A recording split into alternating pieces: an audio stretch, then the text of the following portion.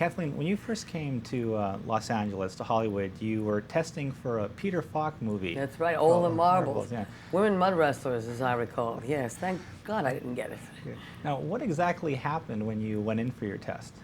Well, actually, it was a kind of a confusing situation. The script that I had been given in New York was not the script I was given in LA. It was the same title, but there were some very important differences, and I was made quite anxious by that.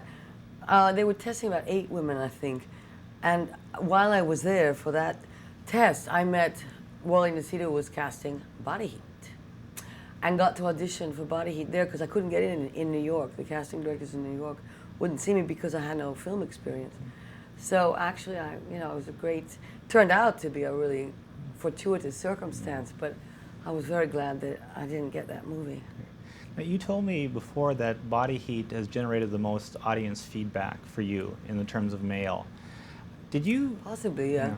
Did you discover that after that film that you had even a greater impact on men you met in the street? And did that ever cause you to maybe have fun with people? Well, it's kind of, it's not something I look for, and I don't even know how aware I am of it.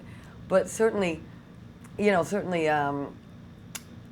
I say I don't think of myself, as walking around as a sexual entity, kind of thing. So if you approach that way, it's pretty. You got to make fun of it, yeah. Now, Sharon Stone took a bit of flack for After Basic Instinct, doing a similar type part with Sliver. I know that after Body Heat, you didn't do any movies for about 8 months. Were there a lot of type of movies you turned down? There were several spin-off kind of genre, copies of that kind of character, which would have been the last thing in the world I would have done. Okay. Now, with Undercover Blues, there's a lot of work with the children in that, and you seem to be having like a ball with that. Now, being a mom in real life, did that help a lot? Oh yeah, I've discovered it's really great. It's really fun. I mean, I don't think that before I had a daughter, I don't think I would have had anywhere near the tolerance or the interest in children, I mean, quite frankly, they're fascinating now. I mean, all the little things they do, and it keeps you very much on your toes because you have to stay open to use whatever you get from them in these circumstances, and you can't possibly, predict what that's going to be. So it's very alive working with kids, I think. When I was in high school, I spent the day on a movie set once where they were using guns and automatic weapons, and it amazed me how loud they were. Now, you do some weapons work in this film. How unnerving is that for you to work around firearms? Well, actually, I'm sorry to say it doesn't bother me at all. But it depends on, I actually kind of enjoy it. And it depends on what load you use in the blanks. If you use a full load or a half or a quarter, the amount of sound. And usually there's no need to use more than a half load, so it's not that bad anymore. Okay. Now, I kind of like it. Okay. Now, there's a very memorable, I guess, better word, cat fight in this film with you and another... And Fiona Shaw. Yeah.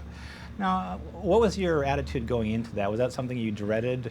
Well, going in, I said, let's make it perfectly clear. First of all, Dennis has to get into the mud also, and so it's all about.